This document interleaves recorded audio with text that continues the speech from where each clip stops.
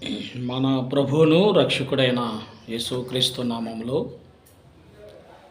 కూడి వచ్చిన మీ అందరికీ, అలాగే ఈ లైవ్లో వీక్షిస్తున్న ప్రజలకు, ముఖ్యంగా పరిశుద్ధాత్మలో ఆరాధన యోధా సింహం ధ్వని కుటుంబ సభ్యులందరికీ పేరు పేరున నా హృదయపూర్వకమైన శుభాలు. అందరికీ వందనాలు తెలియపరుచుకుంటూ ఉన్నాను.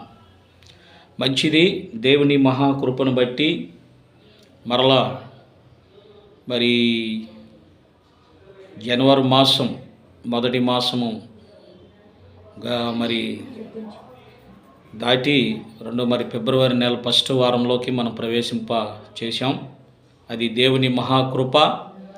సో కాబట్టి ఈ యొక్క ఫిబ్రవరి నెలలో మొదటి ఆరాధనలో మనమందరము కూడా ఈ రీతిగా ఆయన్ని మహిమపరిచే గొప్ప ధన్యత దేవుడు మనకు అనుగ్రహించాడు.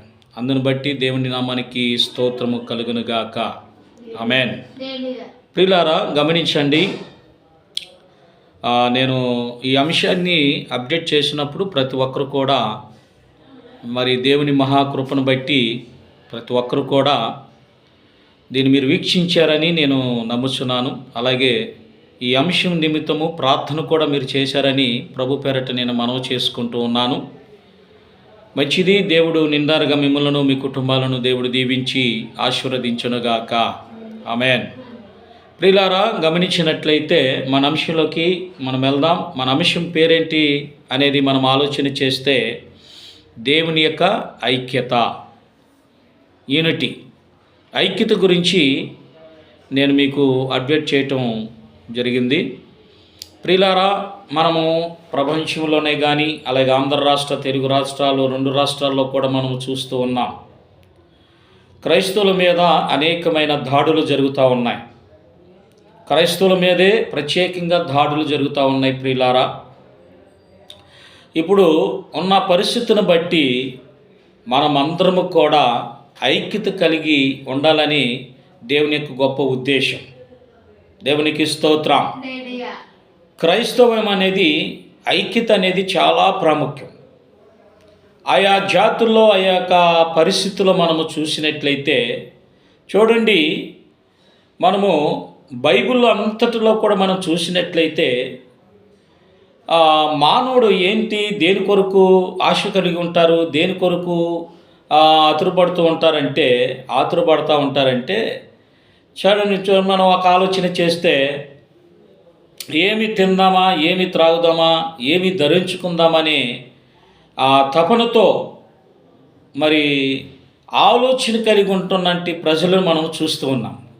అప్పుడు యేసుక్రీస్తు ప్రభుల వారు ఏమన్నాడంటే, మీరు దేని గురించి చింతపడకుడి, చూడుడి, ఆకాశ పక్షులు అవి విత్తవు కొయ్యవు, అయినా సరే అవి పోషించబడుతున్నాయి అని కొన్ని ఉపమానాలు మన రీతిగా మనకి తెలియపరుచుకుంటూ వచ్చారు.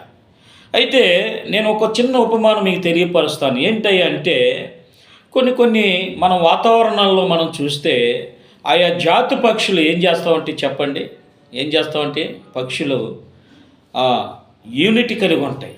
ఒక పక్షికి ఏదన్నా అయిందంటే ఆ పక్షులన్నీ ఏం చేస్తాయి చెప్పండి, ఒక యూనిటీ కలిగి ఉంటాయి కదా.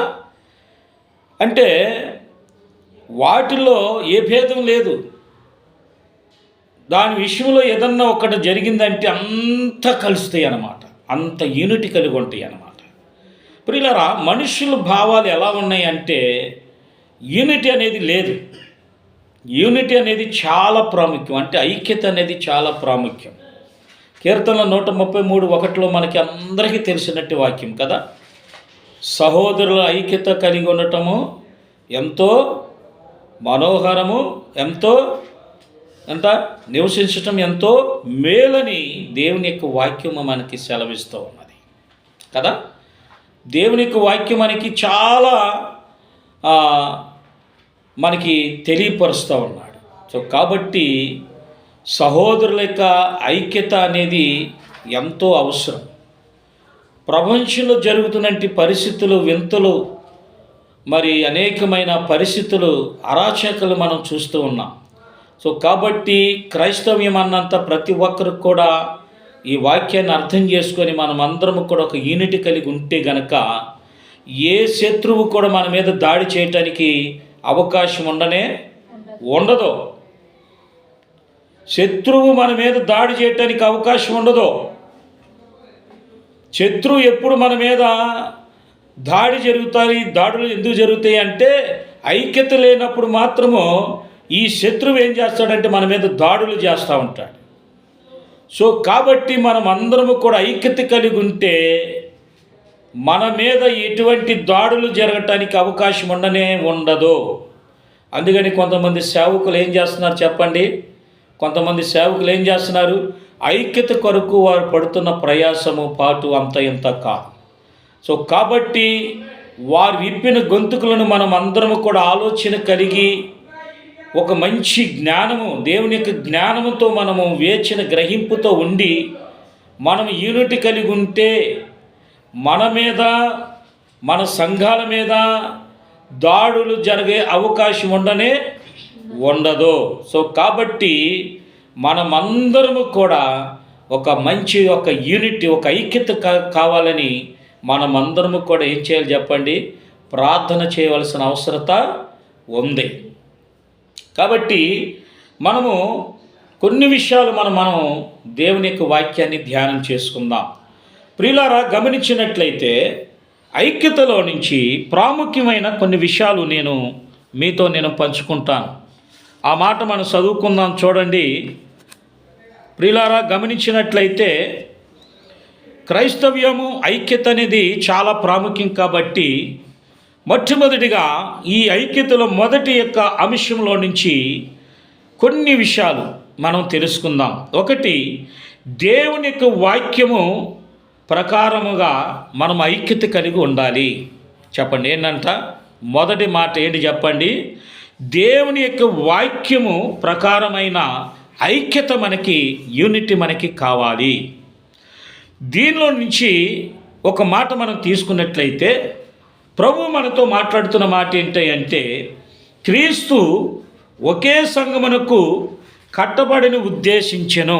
ప్రియులారా, గమనించండి, ఇక్కడ మనం అర్థం చేసుకున్నట్టు విషయం ఏంటంటే ఈ లోకంలో అనేకమైన సంఘాలు ఉండొచ్చు, కానీ ఈ సంఘాలన్నీ కూడా ఒకే సంఘములో కలవాలి. దేవునికి స్తోత్రం. ఏంటా సంఘం అంటే సాత్విక సంఘములో మనం కలవాలి. ఏ సంఘంలో కలవాలి? సాత్విక సంఘములో మనం కలవాలి. ఇది 4వ సంఖ్యలో మనము ఆలోచన చేస్తే సాత్విక సంఘములో మనము కలవాలి. రేపు రాబోయే జ్యేష్ఠుల సంఘములో ప్రియమైన దేవుని బిడ్డలారా, మనము ఈ యొక్క సాత్విక సంఘములో మనం ఎప్పుడైతే కలుసుకుంటామో ఒకే సంఘం, క్రీస్తు సంఘం, క్రీస్తులో మనం ఐక్యతమైపోయి ఉండాలి, మిళితమైపోయి ఉండాలి. ప్రకటన గ్రంథంలో మనకి చెప్పబడుతుంది ప్రియులారా, ఒకటే ఒక సంఘం. ఏంటంటే సాత్విక సంఘం. కాబట్టి ప్రియమైన దేవుని బిడ్డలారా, ప్రభు మనకి తెలియపరుస్తున్న మాట ఏంటంటే ఆ మాట మనం చదువుకుందాం. చూడండి, మత్తయి సువార్త 16వ అధ్యాయము, మత్తయి సువార్త 16వ అధ్యాయము చూద్దాం. 18వ వచనం కానించి మనం చదువుకుందాం. మత్తయి సువార్త 16వ అధ్యాయము 18వ వచనం. మరియు నీవు పేతురువు అను శబ్దమునకు రాయి అని అర్థమిస్తుంది. ఈ బండ మీద నా సంఘమును కట్టుదును, పాతాళలోక ద్వారములు దాని ఎదుట నిలవనేరని నేను మీతో చెప్పుచున్నాను. పరలోక రాజ్యము యొక్క తాళపు చెవులు నీకు ఇచ్చెదను. నీవు భూలోకమందు దేన్ని బంధించుదువో అది పరలోకమందును బంధింపబడును. భూలోకమందు దేనిని విప్పుదువో అది పరలోకమందున విప్పబడునని అతనితో చెప్పెను. ప్రియులారా, గమనించినట్లయితే దేవుని యొక్క క్రైస్తవ ఐక్యతలో మొట్టమొదటి మాట ఏంటో తెలుసునా? పేతురుకు ఇవ్వబడినటువంటి అధికారం ప్రియమైన దేవుని బిడ్డలారా, దేవుని యొక్క ఐక్యత, క్రైస్తవ్యము ఐక్యత కలిగి ఉంటే దేవుడు మనకిచ్చిన అధికారము, బలము అంత ఇంత కాదు. దేవుడు మనకిచ్చినట్టు అధికారము, ఇంకోటి బలం. అధికారం ఉన్నప్పుడు మనలో బలం ఉన్నట్టు లెక్క. ప్రియమైన దేవుని బిడ్డలారా, ఈ లోకంలో మనం ఆలోచన చేసినట్లయితే కొంతమంది అధికారులు మనము చూస్తూ ఉంటాం.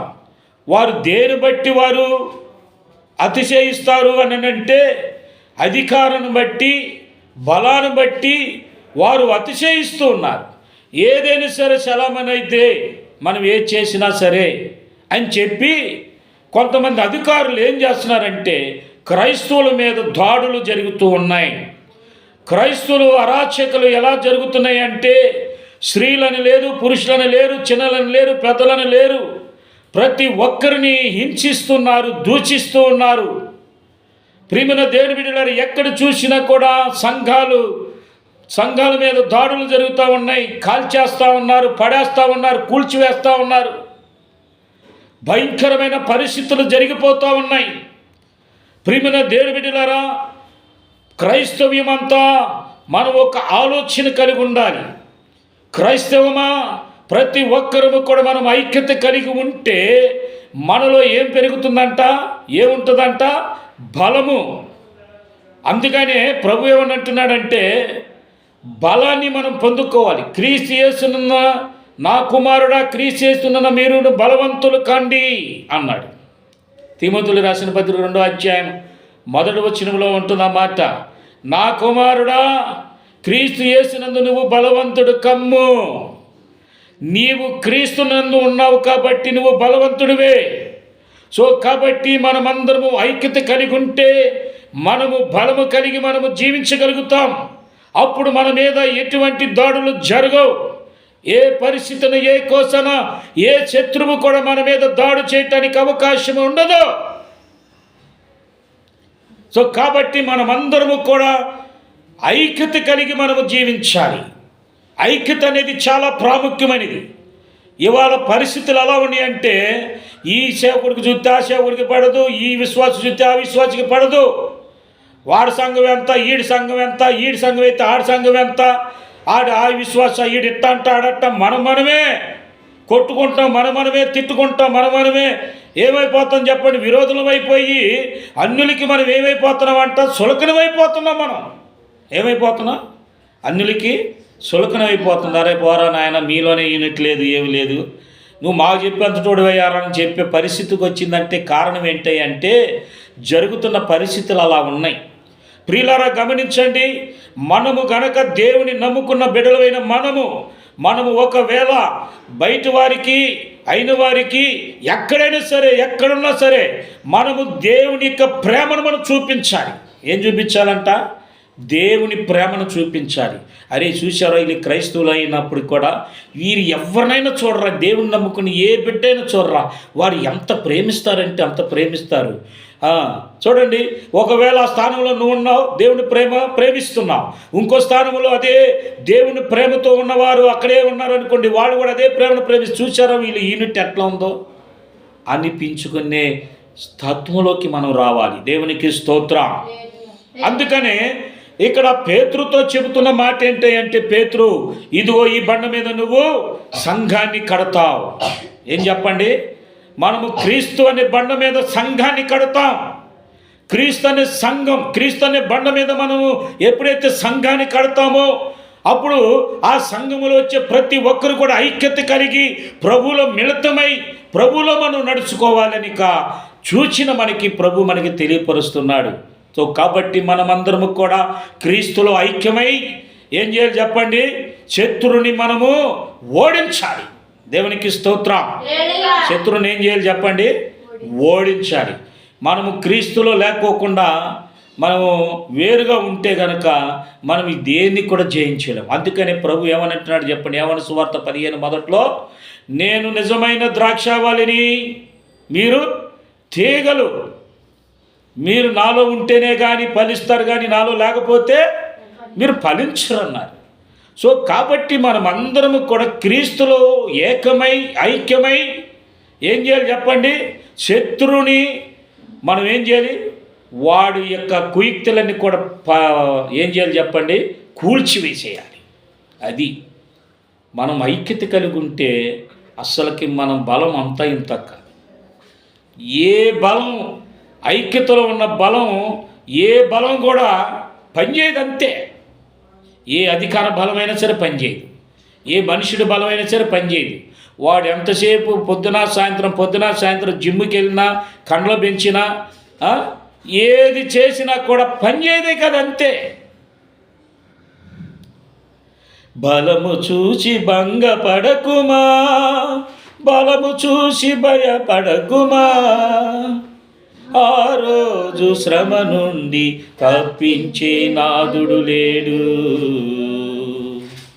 ధనము చూసి దగపడకుమా, బలము చూసి భంగపడకుమా, ఆ రోజు శ్రమ నుండి తప్పించే నాదుడు లేడు. అదే ఆ రోజు, యేసయ్య ఉగ్రత రోజు, 7 ఏళ్ల శ్రమ నుండి తప్పించే నాదుడు లేడు. అదే ఆ రోజు. క్రీస్తులో ఐక్యమై ఉన్న మనము ఏ శత్రువు కూడా మన మీద దాడి చేయటానికి అవకాశమే ఉండదు. కానీ దేవుడి రోజున దేవుని యొక్క ఉగ్రత వచ్చిందంటే నీ బలము పనిచేయదు, నీ ధనము పనిచేయదు. గుర్తుపెట్టుకోండి. ఆ శ్రమ నుండి తప్పించే నాదుడే ఉండడు. ఆ ఉగ్రత నుంచి తప్పించే నాదుడే ఉండడు ఆ సమయానికి. సో కాబట్టి ఇప్పుడే క్రీస్తులో ఐక్యమై ఉండాలని ఎవరైతే మీరు మనసును మార్చుకొని ప్రభువుని అంగీకరించి ప్రభులోకి మీరు రావాలని అనుకుంటే ఇదే అనుకూలమైన సమయం, ఇదే మిక్కిలమైన సమయం, అనుకూలమైన సమయము. ప్రతి ఒక్కరు కూడా పాప క్షమాపణ నిమిత్తం మారు మనసు పొంది రక్షణ పొందుకొని క్రీస్తులో ఐక్యమై ఉంటే బలము అంతా ఇంత కాదు. ఏ శత్రువు కూడా మన మీద దాడి చేయడానికి అవకాశం లేనే లేదు. అందుకనే పేతురుకి ఈ వాగ్దానం చేశాడు. ఏంటంటే పేతురుకి ఏ వాగ్దానం చేశాడు చెప్పండి? పరలోకపు తాళపు చెవిని ఆయనకి చేతికి ఇచ్చేశాడు. అంతే. ఏం చేశాడంట? ఈరోజు ప్రియమైన దేవుని బిడ్డలారా, ఐక్యము కలిగి మనము జీవిస్తే గనక దేవుడు మనకి అధికారం ఇస్తాడంట. ఏమిస్తాడంట? అధికారం ఇస్తాడు. పాతాళలోక ద్వారములను దాని ఎదుట నిలవనేరవని నేను నీతో చెప్పుచున్నాను. పరలోక రాజ్యము యొక్క తాళపు చెవులు నీకు ఇచ్చేదను. దేవునికి స్తోత్రం. ఎంత గొప్ప అధికారం అండి. ఈ లోకపు అధికారులు ఏం పనికి వస్తాయి చెప్పండి? ఈ లోకపు అధికారులు ఏమైనా పనికి వస్తాయా? ఈ అధికారాన్ని పట్టుకొని ఊసిలాడుతూ ఉంటారు. ఏమండి? చేయాల్సిన పనులన్నీ చేసేస్తారు. కానీ రేపు ఉగ్రత రోజు మాత్రము తప్పించుకునే పరిస్థితి ఉండదు. గుర్తుపెట్టుకోండి. క్రైస్తవుల జోలికి వచ్చిన క్రైస్తవ్యము ఐక్యత కలిగి ఉన్న వారిని విడగొట్టాలన్నా పడగొట్టాలన్నా చూశారనుకో, అటువంటి ఆలోచన కలిగి ఉన్న ఎవరైనా సరే రేపు రోజున ఉగ్రత రోజున తప్పించే నాదుడే ఉండడు. గుర్తుపెట్టుకోండి. సో కాబట్టి చూడండి, పరలోక రాజ్యం యొక్క పాతాళపు చెవులు నీకు ఇచ్చేదను. నీవు భూలోకమందు దేని బంధింపబడదువో అది నీవు బంధింపబడుతుంది. ఈరోజు దేవుని సేవకులు, విశ్వాసుల విషయంలో ఐక్యత కలిగిన దేవుని ఐక్యమై మిళితమై ఉన్న దేవుని ప్రజలు, దేవుడు అధికారం ఇచ్చి ఏం చేస్తున్నాడు చెప్పండి? నువ్వు పరలోకంలో దేన్నైతే బంధిస్తావో భూలోకం కూడా అది బంధింపబడుతుంది. గుర్తుపెట్టుకో. ఈరోజు క్రైస్తవులు కనుక కన్ను ఎర్ర చేస్తే కనుక నీ యొక్క జీవితం ఏమైపోద్దో, నీ జీవితం నీ ఏ పాటితో ఒక్కసారి ఆలోచన చేయి. క్రైస్తవుల జోలికి వస్తే ప్రియమైన దేవుని బిడ్డలారా, దేవుడిచ్చిన అధికారము చొప్పున, నీకు ఇచ్చిన అధికారం కాదు, దేవుడు నీకు ఇచ్చిన అధికారము చొప్పున పరలోకపు తాళపు చెవులు నీకు ఇచ్చాడు. కాబట్టి పరలోకంలో నేటినైతే బంధిస్తావో భూలోకము కూడా బంధింపబడతాయి. ఈ మర్మాన్ని మనం చాలా జాగ్రత్తగా మనము అర్థం చేసుకోవాలి. క్రైస్తవులు అయిన మనము ప్రియమైన దేవుని బిడ్డలారా, దేవుడు మనకిచ్చిన అధికారమును బట్టి ఎవరు ఏ శత్రుని మీదకి దాడులు చేయటానికి వారు పన్నాగాలు చేస్తున్నారు, వారి విషయంలో దేవుడు నీకు ఇచ్చిన అధికారము చొప్పున ఒక్కసారి గనక మోకాలేసి ఉంటే గనక నీ జీవితం ఏ పాటిదో ఒకసారి ఆలోచన చేయి. పరలోకంలో ఏటినైతే నువ్వు బంధిస్తావో అవన్నీ కూడా భూలోకంలో బంధింపబడతాయి. సేవకుడు గనక ఒక్కసారి మోకరించి ప్రార్థించి పరలోకములో, ప్రభువా ఈ లోకములో ఉన్న అధికారులను అధికారాన్ని పరలోకములను బంధిస్తున్నారని యేసునామములో అన్నాడు అనుకో, ఏమైపోద్ది? భూలోకంలో వాడి అధికారము బంధింపబడుతుంది. ఇక నువ్వు జీరో అయిపోతావు. ఇక నీ జీవితం ఏమైపోద్దో తెలీదు. అంధకారం అయిపోద్ది, ఒంటరి జీవితం అయిపోద్ది. ఎవడు కూడా నిన్ను లెక్క చేయరు, పట్టించుకోరు. అనుకుంటున్నావేమో క్రైస్తవుల జోలికి వస్తే నీ జీవితం కుక్కలు కంట ఇస్త్రాకులను చింపిన కుక్కలు కనుక ఇస్త్రాకులను చింపిన ఇస్త్రాకుల పరిస్థితి అయిపోద్ది. అంతే. కుక్కలు చేంజ్ చేస్తాయి, ఇస్త్రాకులని చింపేస్తాయి. చింపేసిన ఇస్త్రాకుల వల్ల అయిపోతాం మన జీవితం. చిరిగిపోయిన ఇస్త్రాకులు అయిపోద్ది మన జీవితం. ఇక అంత ఇంత కాదు. ఇక సో కాబట్టి ఆ స్థితికి రాకోకుండా ఉండాలి అని అంటే క్రైస్తవుల జోలికి నువ్వు రావద్దు. చెప్పండి ఏంటంట? క్రైస్తవుడి జోలికి, క్రైస్తవ సంఘాల మీదకి జోలికి రాకూడదు. వస్తే నీ బతుకు ఏమైపోద్దంట? కుక్క బతుకు అయిపోద్ది. అంతే. అదో గతి అయిపోద్ది. ఇక కుక్క చింపేసిన ఇస్త్రాకుల వలె అయిపోద్ది మన జీవితం. గుర్తుపెట్టుకోండి. పరలోకంలో ఎట్లయితే బంధిస్తూ భూలోకంలో అదే బంధింపబడతాయి. ఒకవేళ పరలోకములో ప్రియులారా గమనించండి, ఎవరైతే దేవునికి వ్యతిరేకంగా శత్రులు వారు దాడులు చేస్తున్నారో వారి విషయంలో సేవకుడు ఒక్కసారి కనుక మోకరించి ప్రార్థన చేశాడు అనుకోండి, పరిస్థితి ఏమైపోద్దో తెలుసా? ఇప్పుడు చెప్పిన దానికంటే భయంకరమైన పరిస్థితి. అందుకనే హెబ్రీయులకు రాసిన పత్రికలో ఏమంటున్నాడంటే, దేవుని యెహోవా చేతిలో పడుట భయంకరము. గుర్తుపెట్టుకోండి, యెహోవా చేతిలో పడుట భయంకరం. గుర్తుపెట్టుకోండి, చాలా భయంకరంగా ఉంటుంది. దేవుని చేతిలో పడ్డావా నీ జీవితం చాలా భయంకరమైపోద్ది, అంధకారమైపోద్ది, చీకటి బ్రతికైపోద్ది, పనులు కొరికే పరిస్థితులకు వెళ్ళిపోతావు. నిన్ను బ్రతికించేవాడు ఉండడు, అసలు చూసేవాడు ఉండడు, నిన్ను రక్షించేవాడు ఉండడు. నీ అరుపులు కేకలు ఎవరికి వినపడవు. అంతే. జాగ్రత్త. క్రైస్తవుడికి ఇచ్చినంటే అధికారము పరలోకంలో ఏటినైతే బంధిస్తారో భూలోకం కూడా అదే బంధింపబడతాయి. క్రైస్తవుడు జోలికి వచ్చే ఏ వ్యక్తి అయినా సరే పరలోకంలో ఏటినైతే భూలోకం కూడా అదే బంధింపబడతాయి. నీ నోరు బంధింపబడును గాక అన్నాడు అనుకో, అంతే. నీ నోరు బంధింపైపోతాయి. నీ నోరు బంద్ అని అర్థమేక, కప్పరిసినట్టు అర్థం, కప్పరిసినట్టు కూడా అరవలేక. తెలుసా? నీ కన్ను బంద్, నీ కళ్ళు బంద్, నీ చేతులు బంద్, నీ కాళ్ళు బంద్ అన్నాను అనుకో. సేవకుడు అంటే ఏంటి అనుకుంటున్నారు మీరు? క్రైస్తవుడు జోలికి వస్తే ఏంటోలే అనుకుంటున్నారు మీరు. జాగ్రత్త. దేవుని ఉగ్రత మామూలుగా ఉండదు. దేవుని చేతిలో పడట భయంకరమా. దేవుని బిడ్డల మీదకి వచ్చిన వారు ఎవరైనా సరే గుర్తుపెట్టుకోండి, వారి భార్యల మీద, వారి బిడ్డల మీద, వారి సంఘాల మీద ఎవరైతే దాడులు చేయటానికి వస్తున్నారో, పూనుకుంటున్నారో వారి జీవితం భయంకరం.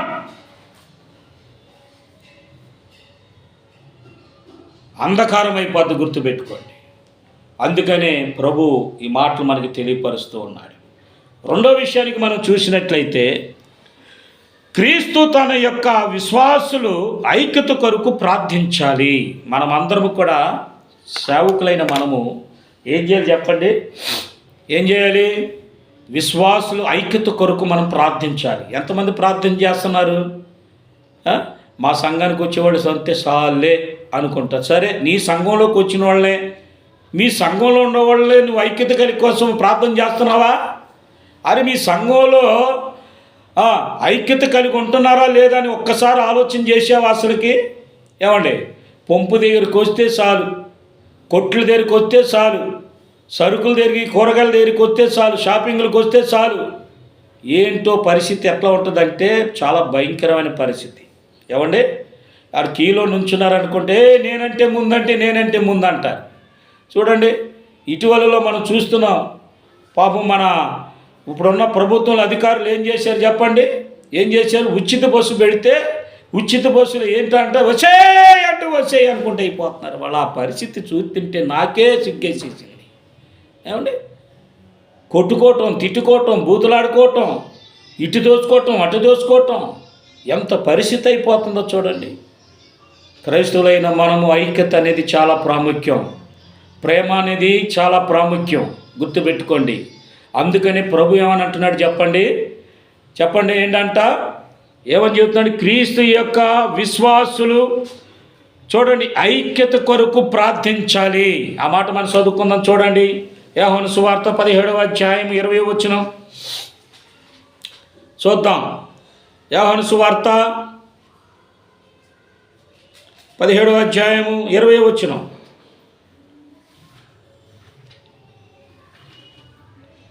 చూద్దాం. 20వ వచనం, మరియు నీవు నన్ను పంపితివని లోకమును నమ్మునట్లు తండ్రి నా యందు నీవును నీ యందు నేనును ఉన్నలాగున వారును మన యందు ఏకమై ఉండవలనని వారి కొరకు మాత్రమే నేను ప్రార్థించటం లేదు. వారి వాక్యము వలన నా యందు విశ్వాసముంచి వారందరూ ఏకమై ఉండవలనని వారి కొరకు నేను ప్రార్థించుచున్నాను. దేవునికి స్తోత్రం. చెప్పండి ఏంటంట? దేని గురించి అంట? మరియు నీవు నన్ను పంపితివని లోకమునకు నమ్మునట్లు తండ్రి నా యందు నీవును నీ యందు నేను ఉండులాగున వారును మన యందు ఏకమై ఉండవలేనని వారి కొరకు మాత్రమే నేను ప్రార్థించటం లేదు. వారి వాక్యము వలన నా యందు విశ్వాసముంచి వారందరూ ఏకమై ఉండవలనని వారి కొరకు ప్రార్థించుచున్నాను. ప్రియులారా గమనించండి, ఇక్కడ ఒక మాట మనం చూసుకున్నట్లయితే వారును నా యందును ఏకమై ఉండవలనని వారి కొరకు మాత్రమే కాదు, కానీ నేను ప్రార్థించటం లేదు, వారి వాక్యము వలన నా యందు ఏంటంట? వాక్యానుసారమైన వారి యందు విశ్వాసం ఉంచిన వారి కొరకు ప్రార్థించుచున్నాను. దేవునికి స్తోత్రం. వాక్య ప్రకారముగా విశ్వాసముతో ఉండే వారి కొరకు ప్రార్థించాలి. ఇప్పుడు సంఘంలో వాక్యానుసారంగా ఐక్యత కలిగేవారు ఎంతమంది, విశ్వాసంతో ఐక్యతం కలిగే ఎంతమంది ఉన్నారు? ఇక్కడ రెండు విషయాలు మనకు కనబడుతున్నాయి. ఒకటి ఏంటి చెప్పండి? ఏకమై ఉండేలాగున ఏంటి? ఎవరి కొరకు ప్రార్థించాలంట? విశ్వాసులు ఎవరి కొరకు ప్రార్థించాలంట? మనం ఆలోచన చేసినట్టయితే వాక్య రూపంలో వాక్యానుసారమైన జీవితం కొనసాగించే వారి కొరకు. వాక్యం వారిలో ఉండదు, ఉంటుందా? కొంతమందిలో వాక్యం వారిలో ఉండదు. వాక్యం వారిలో ఉండదు అని అంటే దేవుని ఆత్మ వారిలో ఉండదు. దేవుని ఆత్మ వారిలో ఉండదు అని అంటే వారిలో ప్రేమ ఉండదు. ప్రేమ ఉండదంటే ఆత్మ ఉండదు. ఆత్మ ఉంటే వాక్యం ఉండదు. ఇలాగా ఏది ఉండకపోతే వారిలో ఏముంటుంది అంటే లోకం ఉంటుంది వారిలో. అటు వారి కొరకు నేను వీళ్ళు ఏం చెప్పుకుంటానంటే నేను దేవుని పక్షానే ఉంటాను నేను అని అంటారు, కానీ వారిలో వాక్యం ఉండదు, విశ్వాసం ఉండదు. అందుకని సంఘంలో వాక్యానుసారమైన ప్రేమ ఐక్యత మిళితమై ఉన్నవారు ఎవరైతే ఉంటారో వారి కొరకు నువ్వు ప్రార్థన చేయాలి. ఒకవేళ అటు వారు లేకుండా ఉండాలంటే సాధ్యంత వరకు వారి కొరకు కూడా మనం ప్రార్థన చేయాలి. ప్రభువా, వారు కూడా ఈ వాక్యానుసారంగా జీవించే కృపను ఈ ప్రభువా అని చెప్పి మనం ఏం చేయాలి చెప్పండి? ప్రార్థన చేయాలి. అందుకని యోహాను సువార్తలో ఈ మాట మనకి చెప్పబడింది. ఈ మాట అందుకని ఈ మాటలు చెప్పబడింది కాబట్టి ఏమని చెప్పుకుని చూడండి. ఒక మాట మనం చదువుకుందాం. యెహెజ్కేలు గ్రంథంలో ఒక మాట అంటాడు, వారికి మీదటి ఎన్నటికీ 2 జనములుగాను 2 రాజ్యములుగాను ఉండకుండానట్లు ఆ దేశంలో ఇశ్రాయేలు పర్వతాల మీద వారిని ఏకజనముగా చేసి వారందరికీ ఒక రాజునే నియమించెను. తమ విగ్రహములను చూడండి వలనే కానీ తాము చేయుచున్న ఏ క్రియల వలనే కానీ ఏ అతిక్రియములను వలనే గాని వారి మీదట తమను కొనరు. తాము నివసించిన చోట్లన్నిటిలో వారు మానక పాపములు ఇక చెయ్యకుండా వారిని రక్షించి వారిని పవిత్రపరచెదను. అప్పుడు వారు నా జనులగుదురు, నేను వారికి దేవుడనై ఉందును. నా సేవకుడైన దావీదు వారికి రాజువును, వారందరికీ కాపరి ఒక్కడే ఉండును. వారు నా విధులను అనుసరింతురు, నా కట్టడలను కైగొని ఆచరింతురు. దేవునికి స్తోత్రం. వీళ్ళారా, ఇక్కడ రెండు గుంపుల గురించి మనం చూస్తున్నాం. ఒకటి విశ్వాసుల గుంపు మనం చూస్తున్నాం, ఇంకోటి అవిశ్వాసుల గుంపు మనం చూస్తున్నాం. అయితే విశ్వాసుల గుంపుల ఐక్యత కలిగి ఉండాలి అని అంటే చూడండి, అవిశ్వాసులైన వారి కొరకు మనం ప్రార్థన చేయాలి. వారు కూడా విశ్వాసులుగా తయారవ్వాలి, శిష్యులుగా తయారవ్వాలి. వాక్యానుసారమైన ఆత్మ కలిగి జీవించే కృప వారికి కావాలి. కాబట్టి వారి కొరకు మనం ప్రార్థించాలి. ఏం చేయాలంట? వారి కొరకు కూడా మనం ప్రార్థన చేయాలి. ఏకమై ఉండేలాగున, విశ్వాసులతో ఏకమై ఉండేలాగున. అంటే విశ్వాసులు అవిశ్వాసులు పొత్తుండదు. ఎందుకంటే వారికి ఏమాత్రము కూడా ఏముంటుందంట, ఎక్కువ తక్కువలు ఉంటాయి తప్ప సమానత్వం ఉండదు. సో కాబట్టి వారు కూడా వారితో ఏకమై ఉండాలి అని అంటే వారు కూడా ఏం చేయాలి చెప్పండి? ప్రార్థన, వారి కొరకు ప్రార్థన చేయాలి. ఏమనంటే మారు మనసు నిమిత్తం రక్షణ బాప్తిసం వారు కూడా పొందుకొని విశ్వాసులతో పాటు వారు కూడా ఐక్యమై కలిగి ఉండాలని జీవించాలని కొరకు మనము ప్రార్థన చేయాలి. సో కాబట్టి మనం అందరము కూడా ఈ విషయాన్ని మనం గమనించాలి. సో కాబట్టి మనం అందరము కూడా ఈ విషయాన్ని మనం గమనించినప్పుడు ఏమవుతుందంటే ఈ మాటలు మనకి దేవుడు తెలియపరుస్తున్నాడు. అప్పుడు జనులందరూ యెహోవా నామమును బట్టి ఏక మనసుకులై ఆయనను సేవించినట్లు నేను వారికి పవిత్రమైన పెదవులను ఇచ్చేదను. దేవునికి స్తోత్రం. ఏమనిస్తున్నాడంట? పవిత్రమైన పెదవులను ఇచ్చేదను. పవిత్రమైన పెదవులు ఎవరికుండే చెప్పండి? అపవిత్రమైన పెదవులు. అందుకని యెషయా ప్రవక్త యెషయా గ్రంథంలో ఈ మాటలు చెప్పబడుతున్నాయి. యెషయా గ్రంథంలో 6వ అధ్యాయంలో అనుకుంటా మనం చూసినట్లయితే అక్కడ ఏమంటున్నాడు? అయ్యా నేను అపవిత్రమైన పెదాలతో ఉన్నానయ్యా. అయ్యా నీ కాని నిప్పుతో ఒక్కసారి నా పెదవులను ముట్టండి అయ్యా, నా పెదవులను కాల్చండి అయ్యా అని చెప్పి మోకరించి ప్రార్థన చేస్తూ ఉన్నాడు ఆయన కదా. పవిత్రమైన పెదవులను ఉంచెదను. ఎందుకని అంటున్నాడంటే వారు లేచిన కానించి అబద్ధాలు చెప్పండి. వాళ్ళ నాలుక ఏం చేసింది చెప్పండి? అపవిత్రమైన పెదాలతో ఉంటున్నారు. వారి హృదయం దూరంగా ఉంటుంది. చూస్తేనేమో నేను దేవుని నమ్మాను, నేను దేవునికి మందిరానికి వెళ్తాను. ఎప్పుడు వెళ్తాడు? సంవత్సరానికి ఒకసారి వెళ్తాడు ఈ మందిరానికి. నేను దేవుని పాటలు పాడతాను. పాటలు పాడితే ఆడు పాడతాడు, ఈడు పాడతాడు, అందరూ పాడతారు. ఇంతకుముందు గత సంవత్సరంలో, అంతకుముందు ఎప్పుడో ఒక 5-6 సంవత్సరాల క్రితం మా సంఘంలో కూడా ఏం చేస్తాడు చెప్పండి? పాటలు ఏకదాటిగా పాడతాడు. తీర చూస్తే అతను ఏం చేస్తాడు చెప్పండి? ఏం చేస్తాడు? మద్యపానంలో మునిగిపోతాడు, మత్తులో మునిగి తేలిపోతూ ఉంటాడు. ఎప్పుడైతే ఆ విధంగా నేను ఎప్పుడైతే చూసినప్పటి నుంచి ఆయన పాట ఇవ్వాలన్నా కూడా ఇచ్చేది, కానీ ఇచ్చే పరిస్థితి ఉండేది కాదు. పాటలు ఆళ్ళు పాడతారు, వీళ్ళు పాడతారు. పాటలు పాడటం గురించి కాదు, వాక్యానుసారమైన బ్రతుకు మన జీవితంలో ఉండాలి. వాక్యానుసారమైన బ్రతుకు మనలో ఉంటే విశ్వాసులుగా మనం ఏం చేయాలి చెప్పండి? వారి కొరకు మనం ప్రార్థించడానికి అవకాశము కలుగుతుంది. అవిశ్వాసుల కొరకు కూడా మనం ప్రార్థించాలి. ఎందుకంటే అక్కడ ఇండేరుగా చెబుతున్నాడు, ఇక్కడ డేరుగా చెబుతున్నాడు. అది తేడా. సో కాబట్టి మనం ఏం చేయాలంటే విశ్వాసుల కొరకు కూడా, విశ్వాసుల్లో ఏకమై ఉండేలాగా కొరకు మనం ప్రార్థన చేయాలి. అందుకని ప్రభు ఒక మాట మనం చెప్తున్నాడు. చూడండి ఇంకో మాట మనం చదువుకుందాం. ఏకత్వము కొరకు క్రీస్తు యేసు మన కొరకు ఏమైపోయాడంట? మరణించేశాడంట. చూడండి ఎఫెసీయులకు రాసిన పత్రిక 2వ అధ్యాయం 14వ వచనం. ఎఫెసీయులకు రాసిన పత్రిక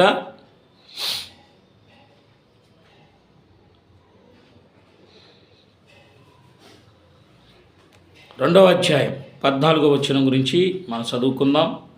చూడండి, ఆయన మన సమాధానమై ఉండి మీకును మాకును ఉండిన ద్వేషమును అనగా విధిరూపకమైన ఆజ్ఞలు గల ధర్మశాస్త్రమును తన శరీరమందు కొట్టివేయుట చేత మధ్య కోడను బడకొట్టి మన ఉభయములను ఏకముగా చేసెను. దేవునికి స్తోత్రం. ఏం చేశాడు చెప్పండి?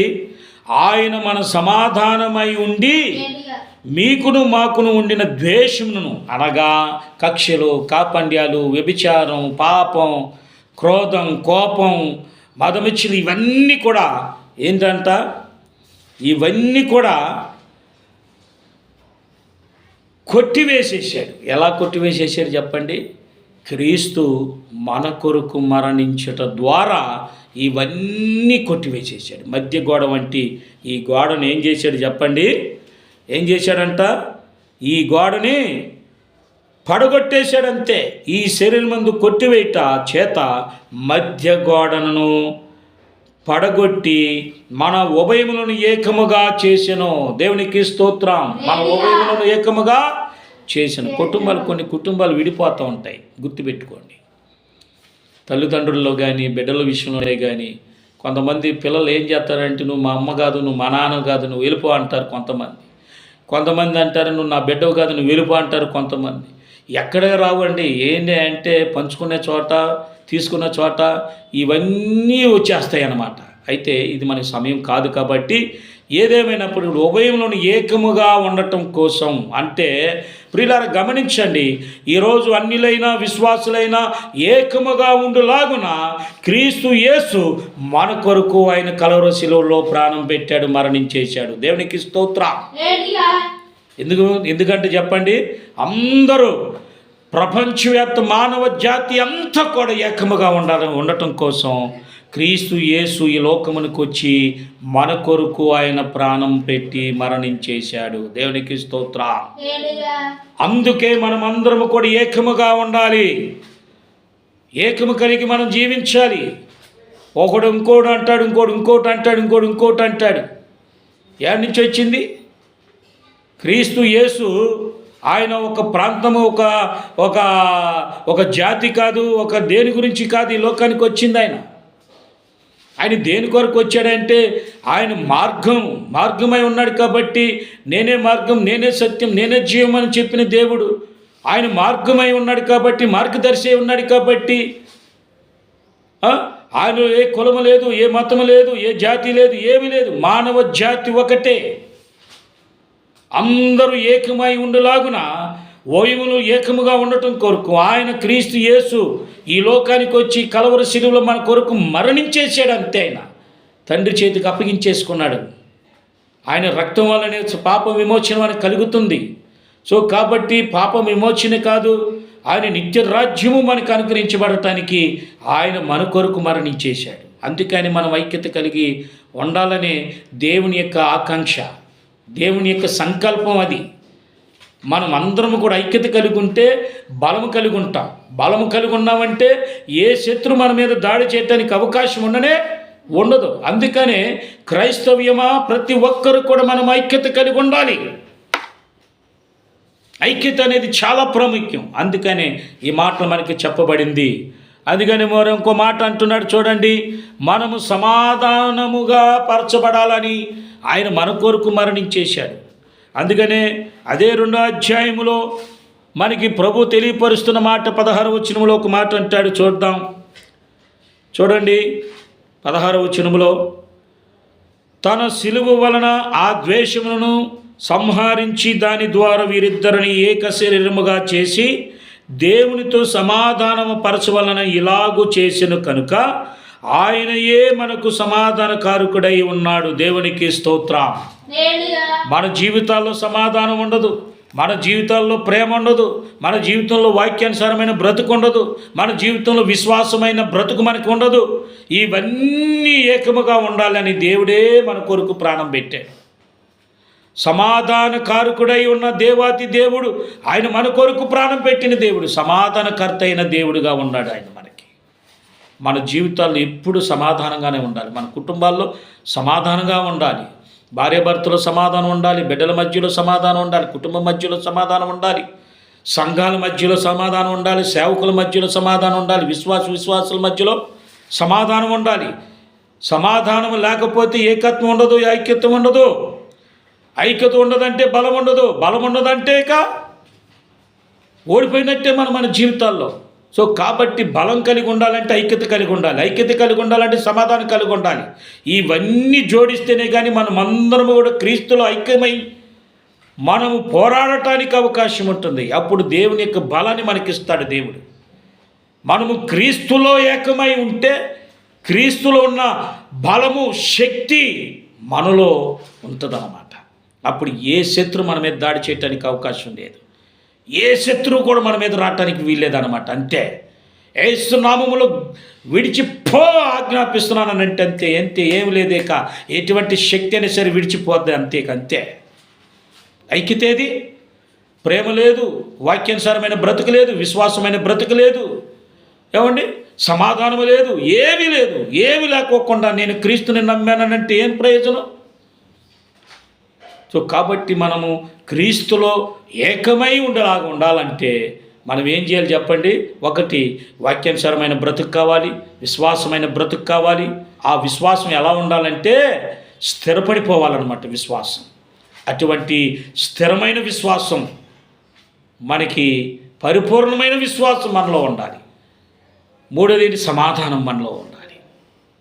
ఇవన్నీ మనలో ఏకమై ఉంటే మనం క్రీస్తులో ఉన్నట్లు లెక్క. క్రీస్తులో ఏకమై ఉండి మనం క్రీస్తు బలాన్ని పొందుకుంటాం, క్రీస్తు శక్తిని మనం పొందుకుంటాం. అందుకనే ప్రభు ఏమంటున్నాడు? నేను వచ్చేంత వరకు కూడా నీవు భూమి మీద శక్తిని పొందుకొని ఉండు అన్నాడు. ఆ శక్తి ఆడి నుంచి వస్తుంది చెప్పండి? ఇంకో మాట చెప్తాను చూడండి, పరిశుద్ధాత్మని ఎవరైతే పొందుకుంటారో వారు శక్తిని పొందుకున్నట్లు లెక్క. ఇవన్నీ ఏకముగా ఉండాలండి, ఇవన్నీ మిళితమై ఉంటేనే కానీ పరిశుద్ధాత్మ దేవుడు మన మధ్యలో, మనలో ఉండి మనం ఆయనలో ఉంటే ఏంటి చెప్పండి?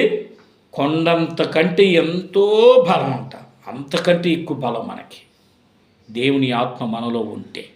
సో కాబట్టి ఈ విషయాలన్నీ మనం గమనించాలి. ఒక మాట మనం చదువుకుందాం చూడండి, 22-23లో మాట అంటాడు. ఆ మాట మనం చదువుకుందాం చూడండి. 22-23లో అంటాడు, ప్రియమైన దేవుని బిడ్డలారా గమనించినట్లయితే 1వ అధ్యాయం ఎఫెసీయులకు రాసిన పత్రిక 1:22-23లో ఒక మాట అంటాడు, మరియు సమస్తమును ఆయన పాదముల క్రింద ఉంచి సమస్తమై పైన ఆయనను సంఘమునకు శిరస్సుగా నియమించెను. దేవునికి స్తోత్రం. ఆ సంఘము ఆయన శరీరము సమస్తమును పూర్తిగా నింపుచున్న వాణ్ణి సంపూర్ణతమై ఉన్నది. దేవునికి స్తోత్రం. సంపూర్ణమై ఉన్నదంట. అందుకని కొరింథీ పత్రికలో అంటాడు, నానా విధములైన కార్యములు కలవు కానీ అందరిలోనూ అన్నిటిని జరిగించు దేవుడు ఒక్కడే. అన్నిటిలో జరిగించే దేవుడు ఒక్కడే. ఆ సంఘములో ఆయన శరీరము సమస్తమును పూర్తిగా నింపుచున్న వాణి సంపూర్ణతమై ఉన్నది. ఏ కార్యమైనా సరే ప్రభువులో మాత్రం ఖచ్చితంగా ఏముంటుందంట చూడండి, నానా విధములైన కార్యములు కలవు కానీ అందరిలో ఉన్న అన్నిటిని జరిగించే దేవుడు మాత్రము ఒక్కడే. నువ్వు ఎన్ని పనులైనా ఏ పరిస్థితుల్లో ఏ కోసాన ఉన్నా సరే నానా విధములైన కార్యములు కలవు కానీ చూడండి, అందరిలో అన్నిటిని జరిగించే దేవుడు మాత్రమే ఒక్కడే. నువ్వు ఏ కార్యమైనా చేయాలనుకున్నప్పుడు నీలో చేసే దేవుడు ఒక్కడే, అంతేగాని ఇంకోడా కాదు. ఒకవేళ నేను ఒక సేవకుడిగా ఇంకో సేవకుడి దగ్గరికి వెళ్ళాను అనుకోండి, ఏదన్నా ఒక పని నిమిత్తం, ఆ పని విషయంలో చూడండి ఏదన్నా అడిగాను అనుకోండి, అక్కడ చేసే కార్యం కూడా ఎవరు? అక్కడ చేసే సేవకుడు కాదు. ఇక్కడ నేను వెళ్ళింది సేవకుడు కాదు. ఇక్కడ ఏంటంటే సేవకుడి రూపంలో మనం ఉన్నాం. సరే, జరిగించేది ఎవరయ్యా అంటే యేసుక్రీస్తు ప్రభుల వారు మాత్రమే సేవకుల్లో, విశ్వాసుల్లో ఉండి దేవుని కార్యాలు జరిగిస్తూ ఉంటాడు. అది ఇప్పుడు ఫర్ ఎగ్జాంపుల్కి ఒక మాట ఏంటంటే, అయ్యా నేను నా జీవితంలో ఈ బలమైన కార్యం జరిగించు ప్రభువా అని అన్నాను అనుకో. ఫర్ ఎగ్జాంపుల్కి ఏదన్నా కార్యము జరిగించానని అన్నాం అనుకోండి. ఇప్పుడు ఫర్ ఎగ్జాంపుల్ హాస్పిటల్లో నేను ప్రభువా ఈ పరిస్థితుల నుంచి నేను విడిపించయ్యా, ఎవరైనా సరే నాకు సహాయం చేసే పరిస్థితి చూడయ్యా అని అన్నాం అనుకోండి. ఎవరన్నది ఒక రూపంలో వచ్చి అయ్యా నేను నీకు సహాయం చేస్తానని చెప్పి మనం ఏం చేసామనంటే ఒక 10 రూపాయలు అటు సహాయం చేశాడు అనుకోండి. ఇచ్చింది ఎవరు? ప్రభువే ప్రేరేపించి ఇప్పించాడు. నానా విధముల కార్యాలు ఉంటాయి, కానీ వారు వచ్చి వీరికి ఏదన్నా కార్యం జరిగించాడు, లేకపోతే ఏదైనా సాయం చేశాడు. కానీ సాయం చేయించింది ఎవరు? యేసుక్రీస్తు ప్రభువారు. ఆయన నిలబెట్టుకొని చేసుకున్నాడు దేవుడి కార్యం. అది మనం గుర్తించాలి. ఈ లోకంలో కొంతమంది ఏం చేస్తున్నారంటే, శాస్త్రులు పరిశీలంటే వారు పరిస్థితులు నేనే నేనే నేనే అనుకుంటూ ఉంటారు. కానీ నేనే అనే పదం పక్కన పెడితే నీలో ఉన్న దేవుడు గొప్పవాడు కాబట్టి ఆయనే సమస్త కార్యాలలో జరిగించే దేవుడు ఒక్కడే, ఆయనే. కాబట్టి ఆయన్నే మనము మహిమపరచాలి. దేవునికి స్తోత్రం. సో కాబట్టి ఈ విషయాలు మనం గమనించాలి. చూడండి, చివరిగా ఒక మాట మనం చదువుకుందాం. చూడండి, చివరిగా విభజనలు ఇచ్చే పరిస్థితులు మనం చూసినట్లయితే చూడండి, ఈ ఐక్యతలో విభజనలు తెచ్చే మనుషులు పరిశుద్ధాత్మ గద్దించును. ఏం చేస్తున్నాడు చెప్పండి? విభజనలు తీసుకొచ్చే మనుషులంట పరిశుద్ధాత్మ దేవుడు గద్దిస్తాడు. గుర్తుపెట్టుకోండి. సంఘంలో ఏం చేస్తారంటే ఐక్యత కలిగి ఉన్నట్టు సంఘాన్ని విభేదాలకు తీసుకొచ్చే మనుషులు ఉంటారు. ఆ మనుషులు మనం గమనించాలి. సో కాబట్టి ప్రపంచంలో జరుగుతున్న ఈ 2 తెలుగు రాష్ట్రాల్లో జరుగుతున్న పరిస్థితులు అయ్యే. క్రీస్తు యేసులో ఉన్న మిళితమై ఏకమై ఉన్న క్రైస్తవుల మధ్యలో మనుషులుగా జ్వరబడి ఏం చేస్తున్నారంటే విభజనలు తీసుకొచ్చేస్తూ ఉన్నారు. ఏం తీసుకొస్తున్నారంట? విభజనలు తీసుకొచ్చేస్తూ ఉన్నారు. అక్కడ దేవుని వాక్యం ఉన్నదిగా చెబుతుంటే అది అట్లా లేదు కదా, ఇది ఎట్లా లేదు కదా, ఇది అదా అని చెప్పేసి వారిని కలవరబెట్టేసే పరిస్థితి తీసుకొచ్చేస్తూ ఉన్నారు కొంతమంది మనుషులు. సో కాబట్టి కొంతమంది మనుషులు విభజనలో తీసుకొచ్చినప్పుడు దేవుని ఆత్మ పొందుకున్న నీవు ఆ మాత్రం గద్దింపు రాదా నీకు? ఎవరికన్నా వస్తుందా గద్దింపు? అసలుకి దేవుని ఆత్మ కలిగి ఉన్న వారికి ఎప్పుడైనా సరే గద్దింపు వస్తుంది. నువ్వు ఒక తప్పు చేస్తున్నావు అంటే గద్దింపు వస్తుంది. ఒక వ్యక్తి ఒక మనుషుడు వచ్చి నిన్ను ఏదన్నా మీ సేవకుడి గురించి, నీ పక్కన విశ్వాసం గురించి ఏదైనా చెప్పాడు అనుకోండి, వెంటనే నీకు గ్రహింపు రాదా? ఇవాళ ఎవడన్నా ఒక సేవకుడు మనలోనే పరిస్థితి వస్తుంటే ఇంకో సేవకుడి గురించి ఇట్ట అంటాడు అట్ట అంటగా నిజమా అని చెప్పేసి వాడిని పక్కన పెట్టే పరిస్థితి వచ్చేస్తుంది. ఇక వాడిని అబ్జర్వేషన్లో పెట్టి పక్కన పెట్టేస్తారు. ఇక వాడిని వాక్యానుసారంగా వాడుకోవటం పక్కన పెట్టేస్తారు. ఇక పిలవటం మానేస్తారు, మాట్లాడుతూ మానేస్తారు. ఇది దేవుని ఆత్మ కలిగి ఉండటం అనుకుంటారేమో. జాగ్రత్త. ఎవడో ఒక మనుషుడు వచ్చి నీ మైండ్ను, నీ యొక్క దేవుని ఆత్మలో ఉన్న నీ జ్ఞానాన్ని చెడగొట్టడానికి వాడు వస్తున్నాడు. గుర్తుపెట్టుకోండి. మనము తెలుసుకునే ప్రతిదీ కూడా పరిశుద్ధాత్మ దేవుడు మనకి గద్దింపిస్తాడు. మనకు ఆలోచన వస్తుందంట. మనం నడిచే మార్గం ఇది మంచిదా కాదా అనేటప్పుడు ఇది మంచిదే నడువు అని అన్నప్పుడు నీకు మనిషికి సమాధానం ఇస్తాడు. ఒకవేళ ఇది చెడ్డది, ఈ మార్గంలో వెళ్ళకూడదు అని అన్నప్పుడు వెంటనే దేవుడు నీకు గద్దింపిస్తాడు. వెళ్ళొద్దు, చెయ్యొద్దు, నువ్వు వినొద్దు, నువ్వు కూర్చోవద్దు, నువ్వు నుంచోవద్దు, వెంటనే నీ మైండ్కి తీసుకొస్తాడే. అప్పుడైనా సరే నువ్వు తెలుసుకోవద్దు. ఎవరన్నా తెలుసుకున్నారా? పరిశుద్ధాత్మ దేవుడు గద్దింపిస్తాడు. గుర్తుపెట్టుకోండి. ఏమని చెబుతున్నాడు చెప్పండి? పరిశుద్ధాత్మ దేవుడు గద్దింపు. చూద్దాం, ఆ మాట మనం చదువుకుందాం. చూడండి, కొరింథీయులకు రాసిన మొదటి పత్రిక 1వ అధ్యాయం 10వ వచనం.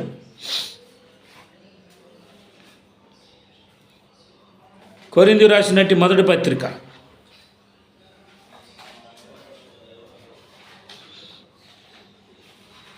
1వ అధ్యాయం 10వ వచనం.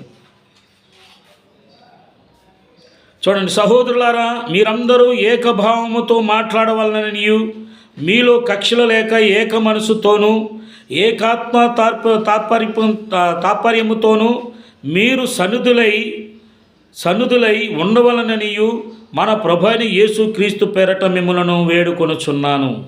చూడండి, ఎంత గొప్ప మాట చూడండి. అపోస్తలుడైన పౌలు గారు ఏమంటున్నాడంటే, సహోదరులారా మీరందరూ ఏకభావంతో మాట్లాడవాలని. ఈడు ఒక మాట మాట్లాడితే ఈడు ఇంకో మాట మాట్లాడతాడు. ఏమన్నా అర్థం ఉందా చెప్పండి? సంఘంలో, సమాజంలో క్రైస్తవ్యము ఎలా ఉండాలంటే చెప్పండి, ఎలా ఉండాలంట? ఒకటే మాట మీద ఉండాలి, 2 మాటల మీద ఉండకూడదు. సహోదరులారా మీరందరూ ఏకభావముతో, మన భావాలు ఎలా ఉండాలి చెప్పండి? ఏకభావం కలిగి ఉండాలి. నీదొక భావం, నీదొక భావం, నీదొక భావం ఉంటే ఇప్పుడు సంఘంలో ఎలా మన మన కుటుంబంలోనే చూసుకుందాం. భార్య మాట భర్తకి ఒకటే మాట ఉండాలి. బిడ్డలు కూడా మా అమ్మ చెప్పింది మాటగానే ఉండాలి. అంతేగాని మా అమ్మ ఒకటి చేస్తే నేను ఒకటి చేస్తే, నేనేం చెప్పి నువ్వేం చేసావని చెప్పి 2 దెబ్బలు కొట్టింది అనుకో, అప్పుడు పరిస్థితి బాధపడాల్సింది ఎవరు? దెబ్బతిన్నవాడే బాధపడాలి. అంటే నా మాట మీరు అర్థం చేసుకోండి. అలాగే సంఘంలో, అలాగే ఆత్మీయ విషయంలో కూడా ప్రభు నీకు ఏది చెప్పాడు నువ్వు అదే చేయాలి. ప్రభు ఏ మాట చెప్పాడు అదే మాట మీద నువ్వు ఉండాలి. ప్రభు ఏం చెప్పాడు అదే నువ్వు చెప్పింది చేయాలి. అంతేగాని ఆయన చెప్పింది ఒకటైతే నువ్వు ఇంకోటి చేస్తే, ఫర్ ఎగ్జాంపుల్గా మనం చూసినట్టు యోనా ఏం చేశాడు చెప్పండి? ఇర్మియా ఏం చేశాడంటే, నీవే పట్టణానికి వెళ్ళవలసింది తర్సు పట్టణానికి వెళ్తాడు. యోనా, నీవే పట్టణానికి నువ్వు బయలుదేరు, ఎందుకంటే అక్కడున్న ప్రజలు చాలా భయంకరంగా ఉన్నారు, పాపంతో ఉన్నారు వాళ్ళు. నువ్వు ఒక విషయం వెళ్ళి చెప్పిరా, వెళ్ళి భయంకరమైన పరిస్థితి, మరి ఉగ్రత మీ మీదకు వస్తుంది, మీరు జాగ్రత్త పడి ప్రభుని వేడుకోండి అని చెప్పని చెప్పి ప్రవక్తగా పంపించాడు. చూడండి, ఇతను ఏం చేశాడు? వెళ్ళేవాడు ఎలకోకుండా ఎక్కడికి వెళ్ళాడు? తర్సు పట్టణానికి వెళ్ళాడు. తర్సు పట్టణానికి వెళ్ళటం వల్ల వచ్చే నష్టం అంతా ఇంత కాదు. ఏం నష్టం వచ్చింది?